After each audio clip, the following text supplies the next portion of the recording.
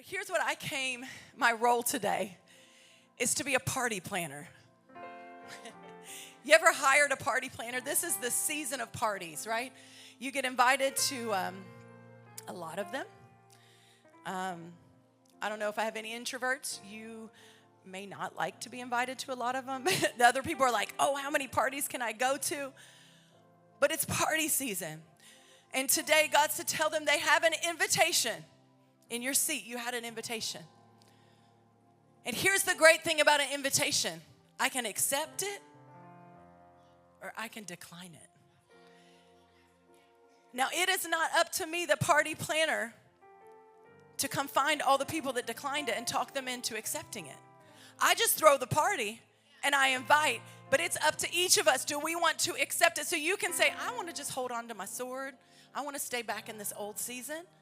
And that's fine. God still loves you and he'll let you. That's how much he loves you. Or you can hear the word of the Lord and you say, oh, there's an invitation this morning.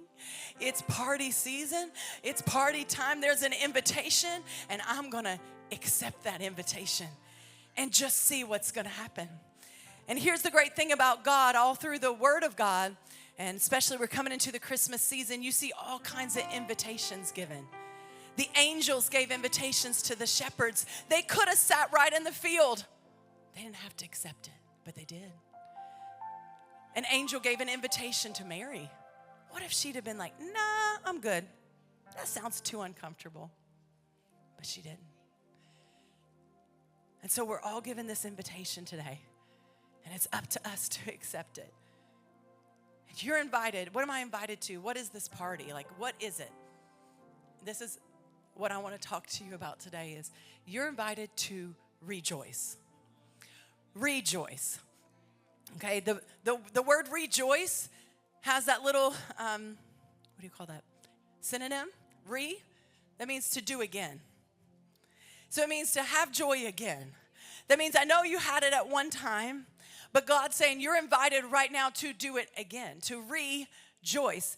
Here's the deeper meaning. So the New Testament was written in Greek, and the Greek meaning of rejoice, it means to be glad and delighted. We know that, but there's a deeper root with the word rejoice, and this was amazing. It means to be favorably disposed to God's grace. Favorably disposed to God's grace. Have you ever heard of the doctors will say, well, you have a predisposed condition. Maybe your parents had something and your grandparents and your great-grandparents. So they said, you know what? You're most likely going to have this because you're just predisposed to it. Well, I want to announce to you today that you have been favorably predisposed to God's grace. And so I don't know what else is going on in your life, but that is enough to make me rejoice that wherever I go, I'm just, all of a sudden, just God's grace is going to be there. I'm just predisposed to God's favor and his grace. That's why he tells us to rejoice. Paul writes in Philippians, and I'll go through these quickly, but again, you can catch them later. In Philippians, 4-chapter book. That's your challenge. If you're like, how do I start reading the Bible? I'm going to give you a challenge. Go home and start reading Philippians this week. Just start there. But in this 4 chapters, Paul uses the word rejoice 16 times. 2 of the most well-known scriptures are Philippians 3:1. Finally, my brothers, rejoice in the Lord. And I think that's funny that he says finally. He's like, at the end of the day, finally, I know this and this and this and that and that and that. All that, great. Finally, when you get through all that, rejoice in the Lord. And then Philippians 4:4, he says, rejoice in the Lord. Everybody say that word. Always. And then he says it again. And again I say, rejoice. Parents, it feels like me talking to my 7-year-old, trying to tell him to brush his teeth. And this is what he's doing. He's going, hey, I get all these things that are distracting you right now, but it's time to rejoice. And again, I say, rejoice. And here's the cool thing about this. We're like, oh, of course, Apostle Paul is telling us to rejoice because, it was the Bible times, and he had this big encounter with Jesus. The light shone. And do you want to know where Paul was writing these words at? Where he's writing them from? Paul was writing the book of Philippians from prison.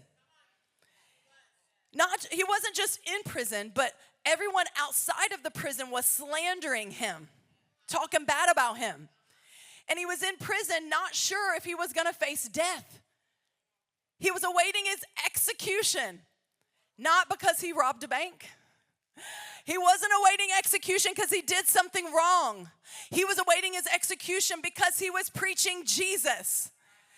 Paul, preaching Jesus, ends up in jail, gonna be executed, and he writes, rejoice. And again, I say rejoice. I don't know about you, but that kind of makes me feel a little guilty. Because I don't know, I'm not gonna ask for a show of hands how many of you have been in prison. We don't need to know, under the blood. But I would venture to say that no one here has been in prison, slandered everyone outside being slanderous to you, and have been waiting in execution. If you have, that is an amazing testimony. Please come share it with me. So all I'm saying is, we have no reason to not rejoice. So I want to just go through this party invitation. I might skip around, but you got all the points listed here, and I'm going to go fast. But I'm inviting you to this party of rejoicing. Now, the first thing I want to know when I'm invited to a party is, who is hosting this party?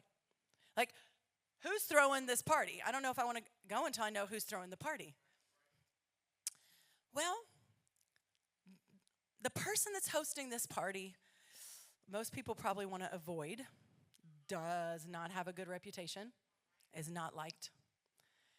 And the person hosting this party is suffering. Wait a minute. I thought you said we're going to a party to rejoice. Yes, you are. And your rejoicing is hosted by suffering. James 1:2. Consider it pure joy, my brothers and sisters, whenever you face many trials of many kinds, because you know that the testing of your faith produces perseverance. Pure joy. Wait a minute. Consider what pure joy? A party? Suffering. Trials. Romans 12:9-12 says, be joyful in hope, patient in affliction or suffering, and faithful in prayer. Psalms 119:71 says, now this is pushing it. It was good. Everybody say good? It was good for me to be afflicted so that I might learn your decrees.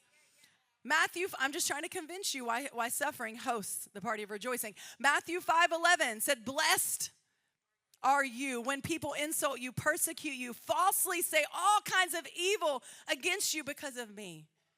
Oh, goodness. What does that say? There's that word again, verse 12. Rejoice. Wait a minute. People just talked about me. They're persecuting me. Everybody's being mean to me. Everybody's being bad to me, treating me mean. Wait a minute. I'm supposed to get back. I'm supposed to go sit in a corner and pout. No, no, no. You're supposed to be rejoice and be glad, because great is your reward in heaven. So you mean every time somebody slanders me, talks bad about me, speaks evil of me, all they're doing is opening up a reward for me in heaven? When you start to see people like that, it does something different to you. And people say, did you know what so-and-so said? Awesome reward. Did you know, blah, blah, blah? Reward. And you start seeing it like Mario with the little coins over people's head.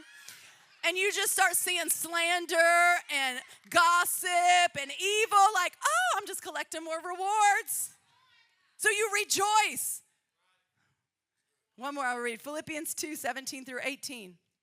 Oh, this is Paul again, and we're back in Philippians, where he's told us to rejoice. He's in prison. And he says, even if I am to be poured out as a drink offering upon the sacrificial offerings of your faith, I am glad and rejoice with you all.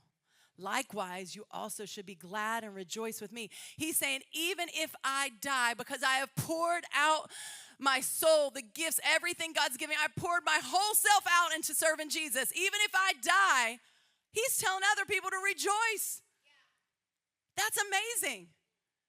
So we will never truly experience true joy unless we have been in suffering.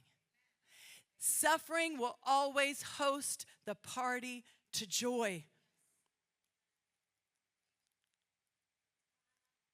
Rush started jujitsu.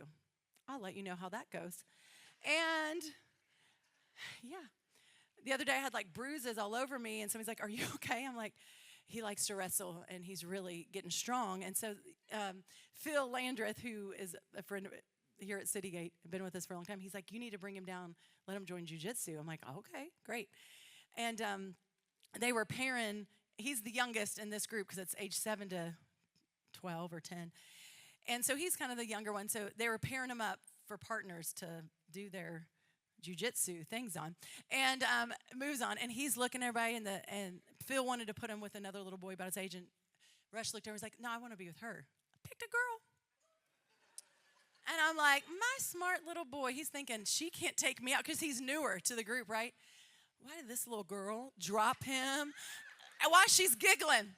He looked at me and I said, "Baby, you don't learn nothing through easy." And it hit me. We want to learn through easy, but we've never learned. And I said, you don't grow through easy. And that's we got to understand is we're not going to grow through easy, church. If we're not going to grow through, we're going to grow through suffering when we learn to rejoice. Anybody can rejoice when everything is going good and every bill is paid and everybody's getting along and everybody's skipping together. Anybody can rejoice. That doesn't cost you anything. It doesn't take faith to rejoice when everything is good. But it takes some faith and grit to rejoice and obey the Lord when things don't feel that way. So what's the date of this party? We know it's hosted by Suffering. We're kind of like, I'm not sure if I'm going to go yet. But what's the date? We all need to know a date of the party. Here's the interesting thing about this date. The date of this party is while I'm waiting. The date of rejoicing, when am I supposed to rejoice, is not when the answer comes. You're invited to rejoice and come to the party in the waiting. But that doesn't make sense. I should wait and rejoice at the end. No, the Bible tells us to rejoice while we're waiting. Because when we rejoice while we're waiting, he renews our strength. Because in Nehemiah, it says, the joy of the Lord is your strength. And so what the enemy is really after is not your joy so much as your strength. And where do we lose our strength? We lose it while we're waiting. We're in that waiting season. And God says, no, I need you to rejoice while you're waiting so you will keep your strength. And some of you have lost strength in your marriage because you've been waiting on something to change. Get your joy back. Get your joy back. Go do something fun and laugh together. Get your joy back. Stop trying to fix everything and get joy back, and you'll have strength in your marriage. Stop trying to fix everything in your mind and get joy back, and you'll have strength in your mind. It's while you're waiting that you have to rejoice. As soon as you start rejoicing, Isaiah 40:31, but they that wait upon the Lord shall renew their strength. They shall mount up with wings as eagles. They will run and not grow weary, walk and not faint. If you're in a waiting season, that's your rejoicing season. And that's God saying, start rejoicing now, and your strength will come back. I know you feel weary. I know it's been a long time. I know there's no end. You don't even know where you're waiting and how long you're waiting. While you're waiting, rejoice so you can have strength again. So that's the date. What's the time? What time? What time does this party of rejoicing start? Weeping may endure for the night, but joy comes when? In the morning. So when does this party start? It starts in the morning. Now, I don't want you to see just a physical morning, but I want you to understand that this is the day. What day? This day that the Lord has made. So I will what? Rejoice and be glad in it. I don't have to be glad for it. That's what we miss. How can I be glad? Don't you see what's happening? I'm not glad for it. I'm glad in it. Because God made this day. And if I can press through and find him in it, that's where I get my joy. So my joy comes in the morning. What happens in morning? In morning, the light shines. Right now, now the light of the word is shining on your life. When the light shines, I have a choice. That's, again, up to me. I'm laying in bed. I don't need an alarm clock. Anybody else my age and you don't need an alarm clock? Only some of you? Okay. Well, the rest of you. But we have a choice in the morning. The light comes through our window, and I have a choice to open my eyes and to get up or to stay in bed. So this party is happening in the morning, but I get the choice. When is morning? When I decide to open my eyes and see God instead of my circumstances. When I decide to get up instead of staying down, get out of bed and get moving.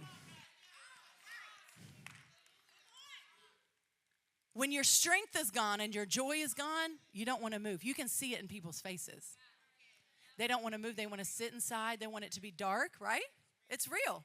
Guys, spirits know how to operate. But when you decide, this party of rejoicing starts when you decide it's morning. I'm not laying down anymore and letting the devil rock me to sleep.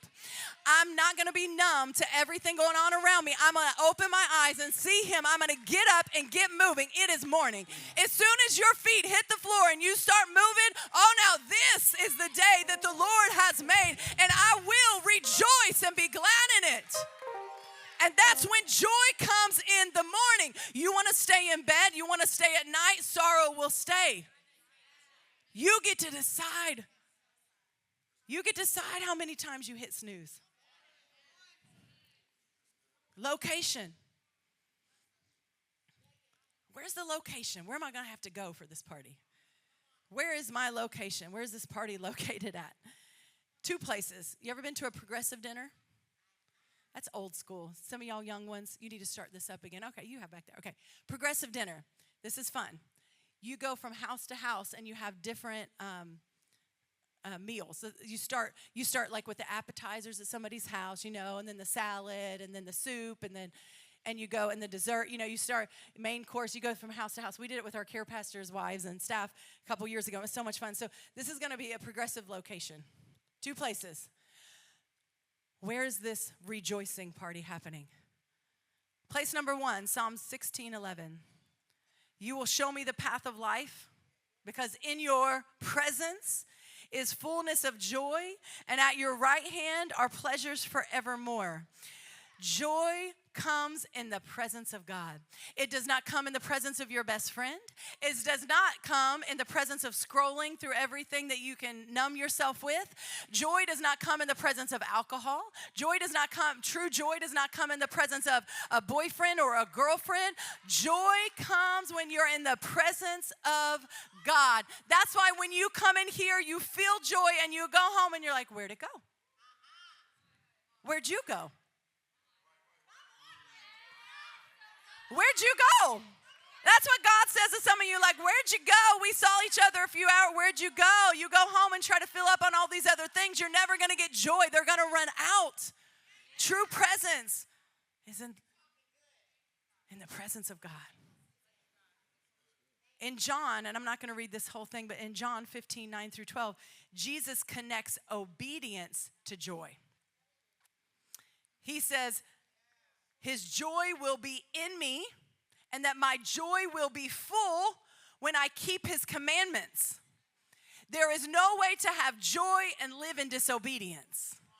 You can pray for it, it's not going to happen. But joy is connected to the presence of our God. Joy is connected to walking in obedience with his word. Depression won't be able to touch you when you stay in his presence and walk obedient to his word. It might try to get in, but it's not going to have room.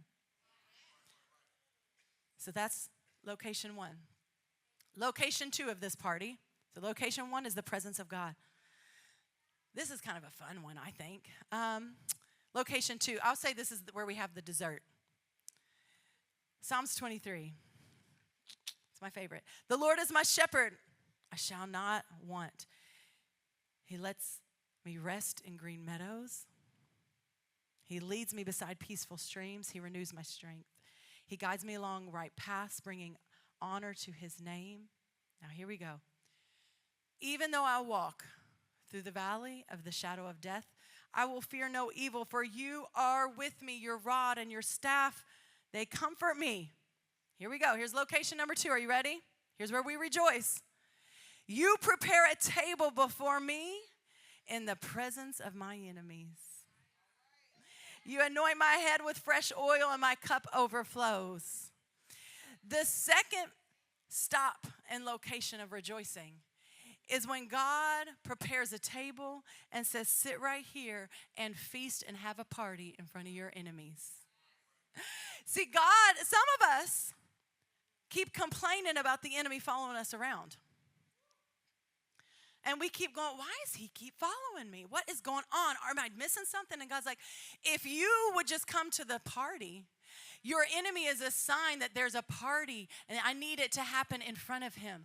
I need you to rejoice and throw a party, not after the enemy goes, but maybe I put him right here to keep watching you so he can see me throw a party for you. The second location of rejoicing should be right in front of your enemies. Oh, don't get sorry. Don't feel sorry for yourself if you feel like everywhere I turn, he's just showing up. Maybe you're just supposed to have more parties. Maybe the Lord is trying to put him right in front of you so he can watch you dance in the middle of heartbreak, so he can watch you have a victory song in the middle of sorrow. When God wants you to rejoice, he'll bring the enemy to watch you. The big idea, stop running from your enemy. He's just here for the party too. I mean, I think I've danced and thrown more parties in my kitchen this year. People probably think I'm crazy if they look in our windows, which my dad is very concerned that we don't have curtains on the back of our house. And I understand because he's my dad. But you know what? Sometimes I'm like, come on, watch me dance, enemy. You want to do something? Come on, I'm going to dance right in front. I don't need to block anybody. I'm going to let you see me dance and throw a party right here with you. All right, so we know the date, we know the time, we know the location, we know who it's hosted by. Well, who's coming to this party? You ever ask, like, so you have anybody ask, happens to me all the time, if I throw a little party or something, who else coming? I'm like, well, you don't have to now. No, I'm just kidding. But what are we really asking? Who's not going to be there? We're not really asking who's going to be. We want to make sure, like, oh, who's not, you know what I mean? I don't know. It's just what we want to do. Y'all can be honest. We're getting ready to go to Thanksgiving. How many of you guys like, well, who else coming to dinner? Okay. I just got to be prepared, right? So what's the guest list look like? And here's what I want to say. I don't want to really say who's coming, but I want to ask who's not coming. I'm going to tell you who is not invited to this party of rejoicing. Who is not invited? The spirit of offense is not invited to this party. There is no way in the world you can live offended and hurt by everybody and live in rejoicing and come to a party of rejoicing. Guys, we have become so weak and so easily offended. I am so concerned for our children, and it's not their fault. It's our fault. We've taught them that if somebody looks at you wrong, says something wrong, does something wrong, you better carry around offense the rest of your life. They're going to trigger you. They're going to hurt you. And it's so ridiculous. We're raising really weak people. Everybody has to have a trophy so they don't get offended if they lose. That is ridiculous, guys.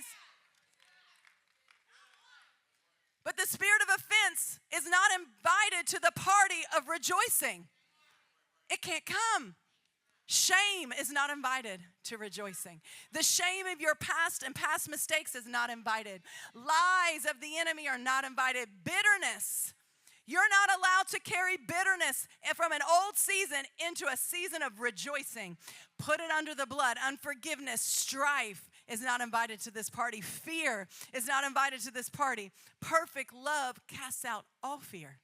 Chaos, depression, regret is not invited to this party. You can't step into the party of rejoicing while you're regretting something you did last week.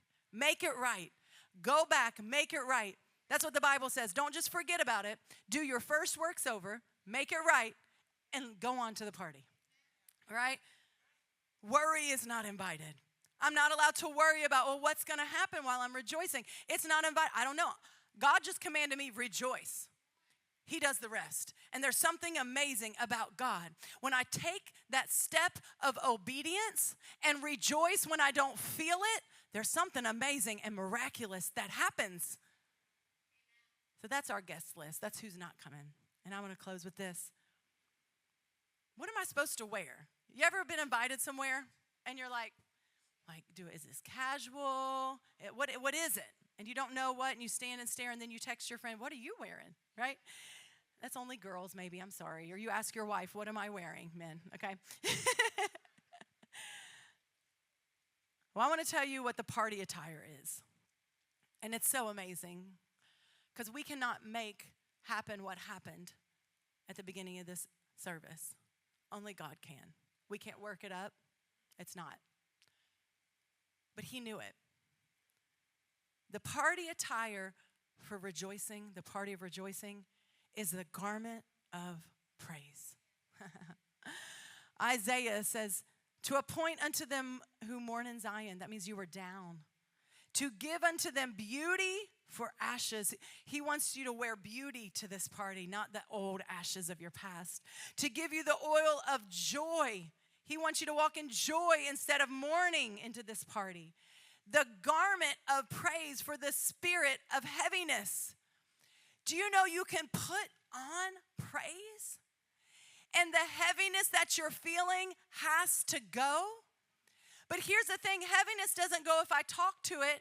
It goes if I praise my way out of it. That's why the enemy wants you to stay heavy and keep your hands down, your head down. Because he knows when you put on the garment of praise, you're stepping right into the party of rejoicing. When you can learn to praise your way out of heaviness, nothing can keep you down. And that's the party attire today. And I'm going to have you stand. Is a garment of praise. A garment of praise. And you say, Pastor Kim, this all sounds really great. But how do I get to that point of rejoicing? I'm going to give you a couple final scriptures.